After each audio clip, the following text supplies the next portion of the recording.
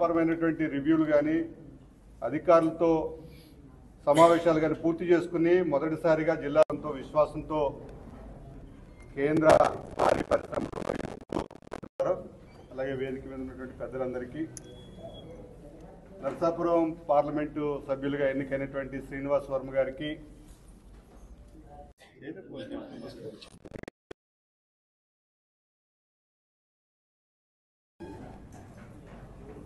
భారీ పరిశ్రమ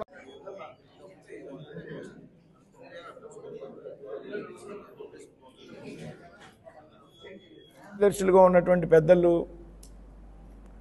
తప్పనిసరిగా సహకరిస్తామని చెబుతూనే ఏదైతే గతంలో జరిగినటువంటి అనేక తప్పిదాలని సందర్భంగా వారు గుర్తు చేయడం జరిగింది. గతంలో ఏ అయితే మంత్రిత్వ శాఖలు ఆయా శాఖలకు సంబంధించి ఇచ్చినటువంటి నిధులు ఏవైతే ఉన్నాయో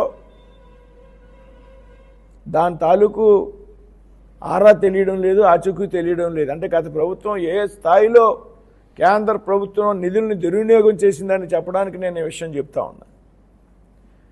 అన్ని శాఖల్లో కార్యదర్శులు గతంలో ఏదైనా ఒక ప్రాజెక్టుకి సంబంధించి ఆయా శాఖకు సంబంధించి 200 కోట్లు 300 కోట్లు 400 కోట్లు 500 కోట్లు ఇస్తే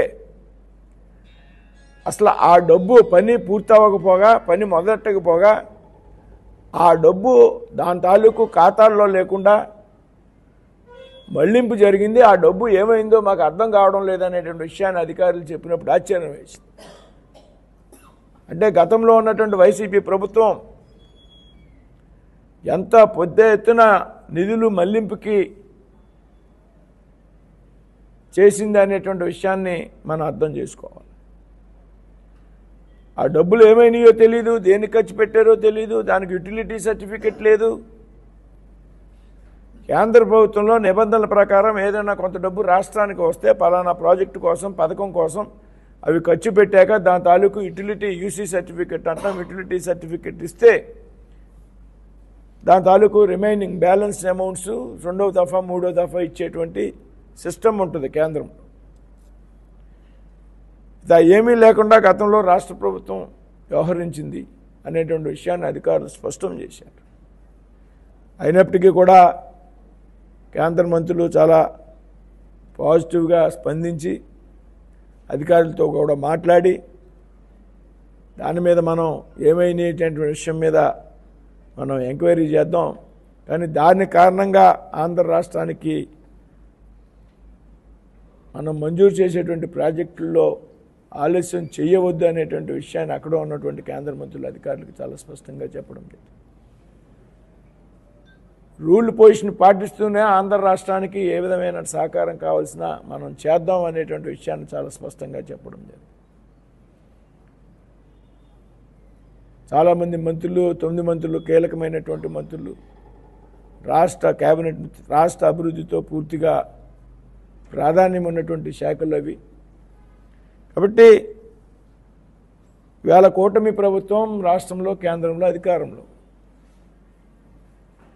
ఏదైతే భారతీయ జనతా పార్టీ ముందు నుంచి చెప్తుంది డబుల్ ఇంజిన్ సర్కార్ ఉంటేనే అభివృద్ధి ఆయా రాష్ట్రాల్లో సాధ్యమవుతుంది అని.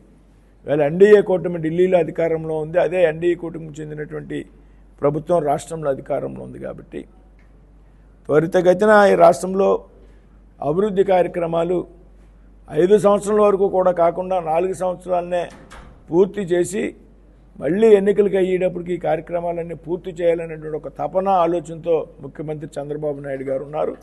ఆ విధంగా కేంద్ర మంత్రులు కేంద్ర ప్రభుత్వం కూడా సహకరించడానికి సిద్ధంగా ఉన్నారు. మీద దర్యాప్తు అయితే జరుగుతుంది తప్పనిసరిగా. ఇప్పుడు డబ్బులు ఇచ్చినప్పుడు అవి అసలు అక్కడ లేకపోగా ఎక్కడికి వెళ్ళి ఎక్కడికి వచ్చి పెట్టారో తెలియకపోతే డెఫినెట్గా కేంద్ర ప్రభుత్వం ఆడిట్లో ఇష్యూస్ వస్తాయి. రేపొద్దున controller and auditor general objection raise చేస్తాడు. ఖచ్చితంగా వాటిలో ఆరా ఏమైంది, ఎక్కడికి పోయింది, ఏ రకంగా దుర్వినియోగం అయిందని కేంద్ర ప్రభుత్వం ఎంక్వైరీ చేస్తుంది, దాని మీద దర్యాప్తు చేస్తుంది, దాని మీద చర్యలు కూడా తీసుకుంటుంది. వెరీ క్లియర్గా విశాఖపట్నం స్టీల్ ప్లాంట్ని ప్రైవేటీకరణ చేయడం అనేది ఒక విశాఖపట్నం ప్లాంట్కి సంబంధించే కాదు. ఇది డిజిన్వెస్ట్మెంట్ ఏదైతే పెట్టుబడుల ఉపసంహరణ స్కీమ్ ఉందో ఆ స్కీములో దేశంలో పలు చోట డిజిన్వెస్ట్మెంట్ కార్యక్రమం అమలు అవుతూ ఉంది. అందులో భాగంగా విశాఖపట్నం. ఈ డిజిన్వెస్ట్మెంట్ కార్యక్రమాన్ని భారతీయ జనతా పార్టీకి అధికారంలోకి వచ్చాక నరేంద్ర మోడీ గారు ప్రధాని అయ్యాక మొదలు పెట్టలే. దీనికి నిర్ణయం తీసుకున్నది మన్మోహన్ సింగ్ గారి ప్రభుత్వంలో కూడా నిర్ణయం తీసుకున్నారు డిజిన్వెస్ట్మెంట్కి. అందులో విశాఖపట్నం వంతు వచ్చింది. విశాఖపట్నం ఉన్నప్పుడు మనకి సెంటిమెంటు ఆంధ్రులకు విశాఖకు ఆంధ్రులకు అనేటువంటి ఉద్యమంతో పెద్ద ఎత్తున పోరాటాలు చేసాం, ఉద్యమాలు చేసాం, అనేక మంది బలిదానాలు చేశారు. కాబట్టి ఆ సెంటిమెంట్ ఆధారంగా విశాఖ ఉక్కు ఫ్యాక్టరీని నిలబెట్టుకోవాలనేటువంటి ఆలోచన ఆంధ్రప్రదేశ్లో రాష్ట్రంలో ప్రజలకి అది కూడా వచ్చింది. ఇప్పుడు ఉన్నటువంటి ముఖ్యమంత్రి గారు పవన్ కళ్యాణ్ గారు ముఖ్యంగా వాళ్ళిద్దరూ బీజేపీ నాయకత్వం అది కేంద్ర నాయకత్వంతో మాట్లాడి ప్రధానమంత్రి గారితో లేకపోతే అమిత్ షా గారితో ఉక్కుకు సంబంధించి ఇతర కేబినెట్ మంత్రులతో ఒక సరైనటువంటి నిర్ణయం ఏ విధంగా దాన్ని ముందుకు తీసుకెళ్లాలనేటువంటి విషయం. అంటే మనం కూడా కొన్ని విషయాలు ఆలోచించాలి. లాసులు వస్తున్నాయి, ఈ లాసులు కంటిన్యూ భరించలేము. దీనికి ఆల్టర్నేటివ్ మార్గాలు ఏంటి?